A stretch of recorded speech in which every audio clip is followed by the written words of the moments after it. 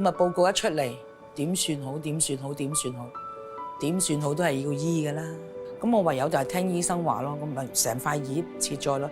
化療嗰陣時，你就自己諗下自己承唔承受得到啊？你有冇聽過啊？係咪先？全世界人都講話化療係頂唔順㗎。電療亦都會令到個人即係又黑又腫啦。除此之外咧，就係覺得好攰啊。我打嗰隻化療針咧，佢嗰個免疫力去到第4日咧係會急降到去0。但係由嗰陣時開始，我就知道原來擁有健康係一件好幸福嘅事。我自己就習慣咗每日朝頭早都食營活聞滋啦，提醒自己要過一個健康同埋正常優質嘅生活咯。後嚟我知道咧，其實聞滋係幫到我，因為我從來未試過有一針一次嘅治療係需要延後，係冇。咁又提升翻我個免疫力喎，有咩事都好，最緊要身體打好個底。抗患重生，營活新生，我信營活聞滋。